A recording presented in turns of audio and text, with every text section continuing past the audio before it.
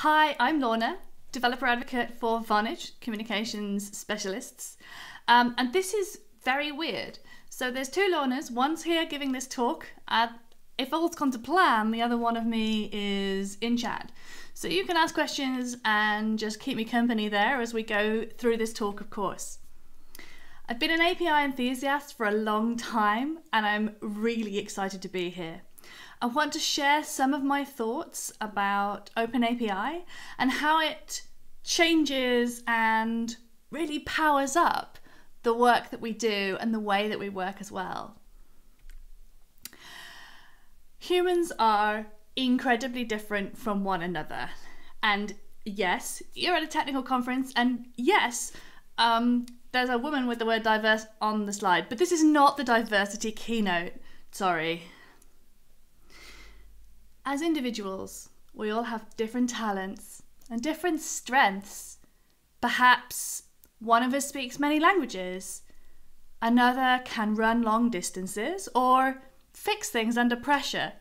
And that might be you're on call and the pager goes off at 3 a.m. Or it might be trying to mend a toy with the upset 3-year-old still breathing on you. Either way, that ability to get things done even when things are tricky, that's a real skill and it definitely counts as a strength. When we get lots of different humans all together, all with different strengths and different experiences, different expertise to bring to the table, that's when we do really great work. In order to collaborate, especially between very different skill sets and very different ways of working, we need a shared context. We need shared vocabulary. Enter, sound the fanfare, OpenAPI. It's a standard way of describing APIs and it's our secret, not very secret, shared superpower. Other good API description formats are available and would pretty much work for everything I'm going to say today. So if you hear OpenAPI and you're using something different, imagine that in place. I am mostly working with OpenAPI. By putting the description of our API at the center of the work we do, it allows us to bring all the stakeholders into the conversation about the API at a really early stage. What's amazing about that is when all you have is a JSON document or a YAML document, it's cheap to change. We haven't built anything yet. There's no sets of work done in multiple different departments that then would need to be redone. When we can hear everyone's voices, get everyone's input, lean on their expertise, experience, their point of view, that's incredibly valuable. And because it's earlier in the process, to make the changes is a much better outcome. For a long time, I've been giving a talk called Docs First API Design. Docs are great, and I feel that they're pretty close in lots of ways to API description. It's often the reason that organizations adopt API descriptions in the first place. What's better than Docs First?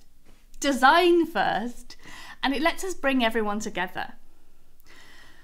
I really enjoy working with the team and all the different things that they bring. The product owners that have such a great grasp on the details of the product, understand what the business needs and what the market needs as well.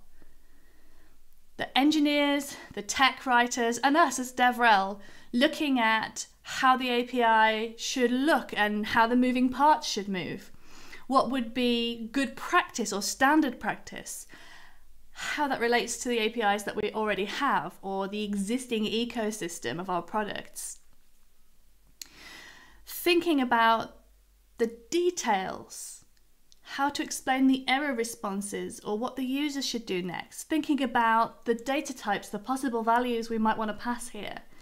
Drilling into that with all those stakeholders at an early stage in a format we can all work with, it's incredible. As developer relations professionals, we like to think of ourselves as the customer's representative as well. We are customer zero. We'll always be the first integrators, the first consumers. We also build the SDKs, and we put together lots of code snippets and examples. I'm lucky enough to work with tech writers as well, and having tech writers working on your API description just levels it up. Their ability for, it's basically microcopy, being very precise but descriptive in all the little fields, using the examples. Examples are worth 1,000 words when they're chosen well. They can really show me the story of how those things should go together.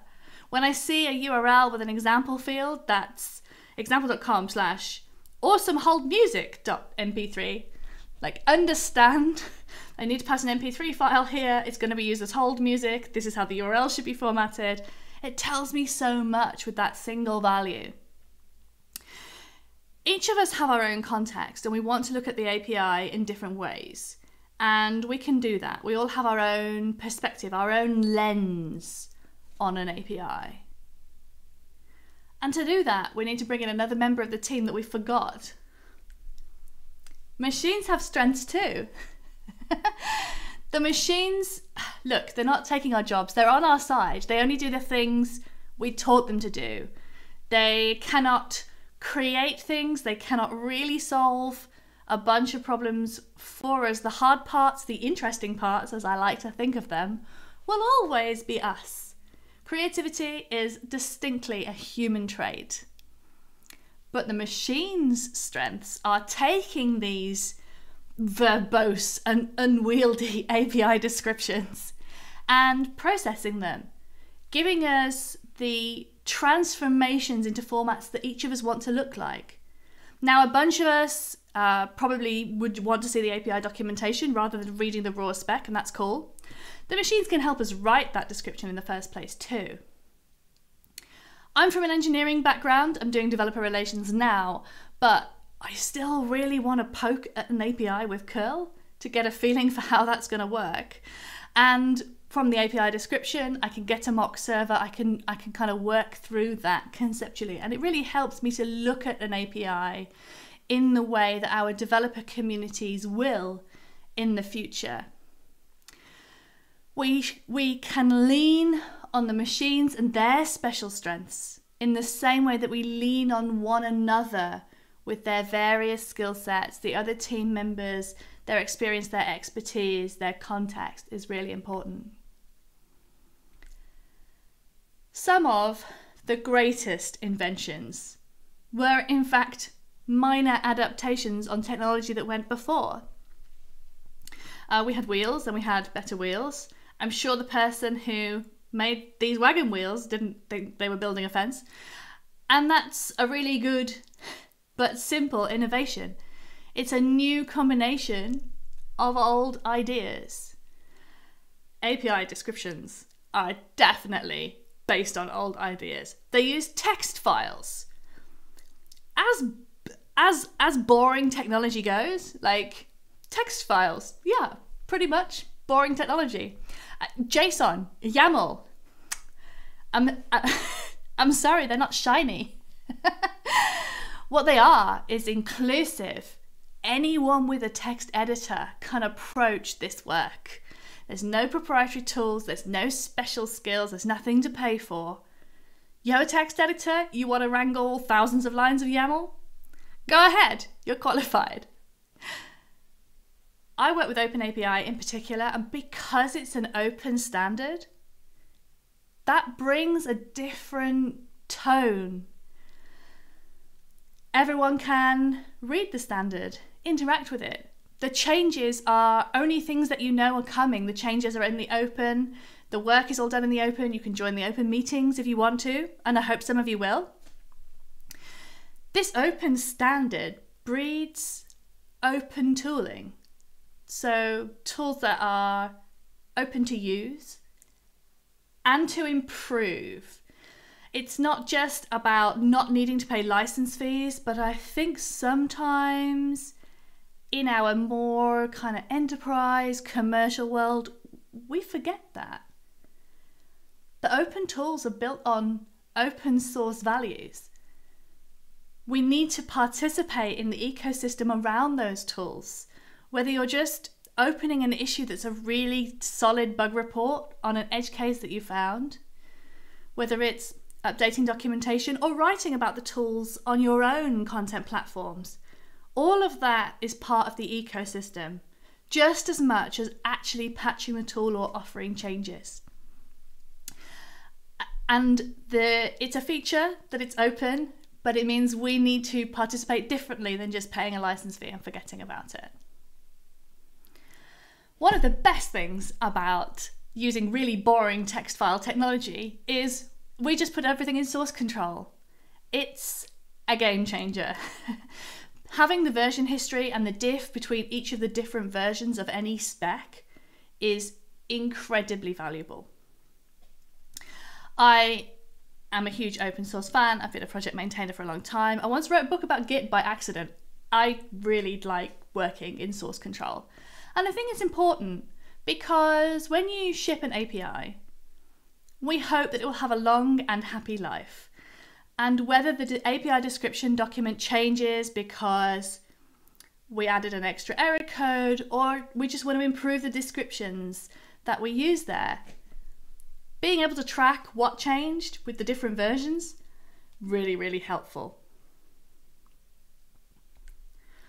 All of this tooling with source code, I feel, brings OpenAPI really close to the Docs as Code movement.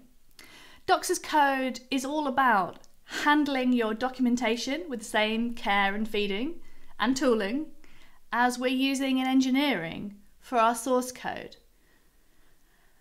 Docs and code are really close to one another in OpenAPI, where it looks like code, kinda, JSON, YAML, usually tied into the API server project itself. But it's used to generate reference documentation and a bunch of other things. Using issues, tracking changes, reviewing small pieces, that's Docs as Code. It's not a new movement. It isn't. Docs as Code has been going for a while. It's gaining momentum.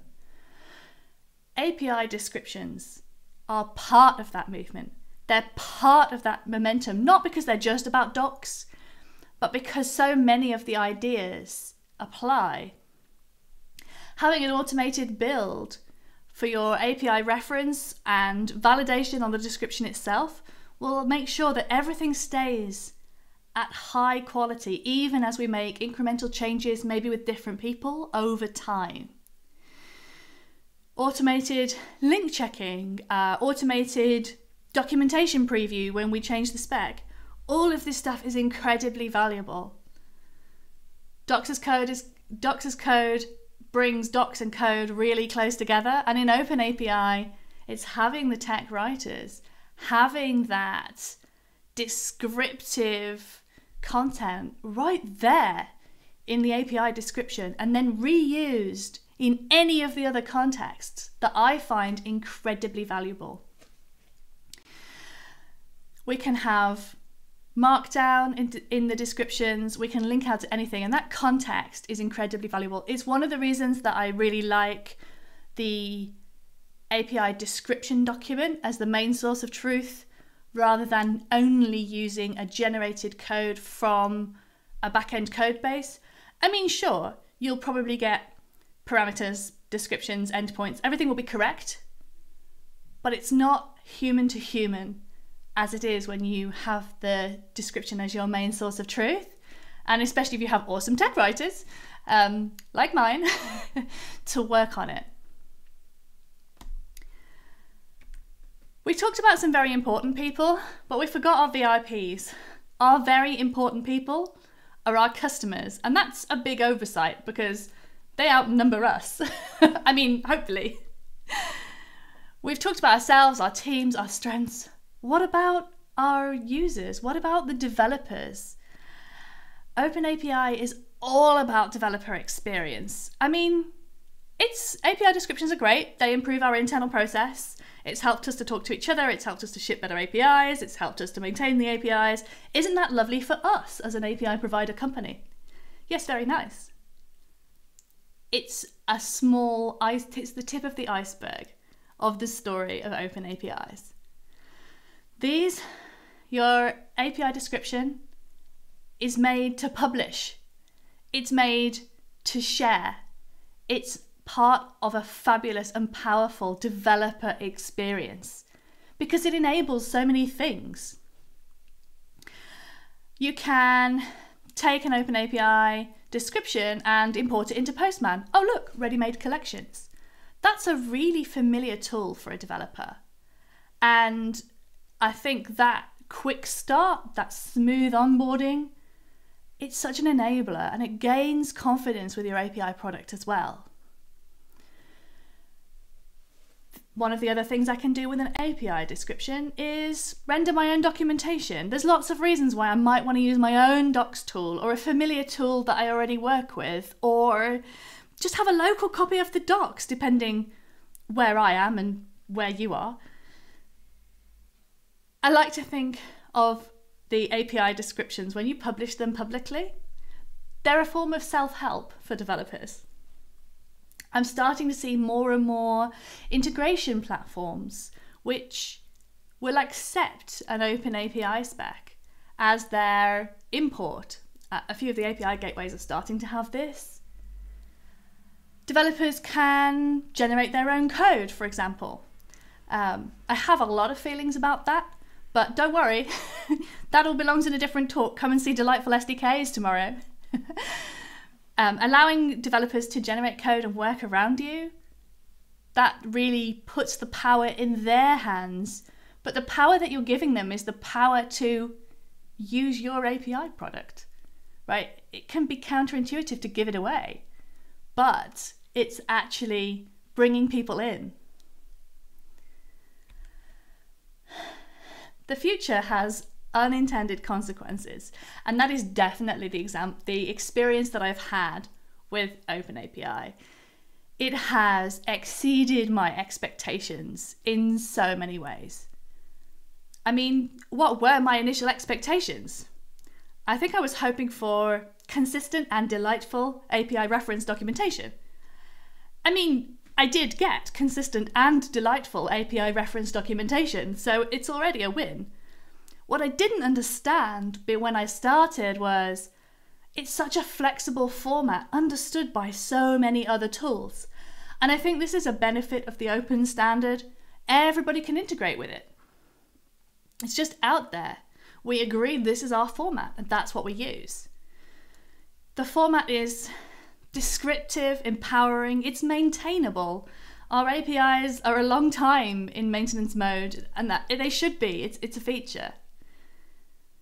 Being able to get a mock server to play with, that's a real win. We encourage our customers to take the API descriptions and spin up their own mock servers. We don't have a sandbox product, but they can do that themselves, and I use it a lot. I work on our SDKs, so I use those mock servers a lot rather than hitting the live server all the time. Maybe my connection's not very good. Maybe my manager is tired of me running out the credit on my account. Either way, it's super handy and convenient. And I get it for free because we already have the API description. Using generated code to quick start a proper SDK project. I am resisting the tangent to give my whole other talk here, but I think there's just such a quick win here to get you off the ground with the boring stuff and leave space for you to add the best parts of developer experience for each tech stack. So, what's next? Each time I give a talk about OpenAPI, I look around and realize, oh, there's another tool or another class of tools that's really reached maturity, that really, we've adopted them as standard practice and they sneak in and accumulate all the time. I can't guess what's next. I think maybe discoverability. There's some really good metadata in those specs and we're not really leaning on that yet. But I could easily be wrong about that. I don't know what the next thing is, and it doesn't matter because whatever it is, my APIs can already have it because I have the API descriptions. The API descriptions are designed for the future. They believe in the future. And so do I.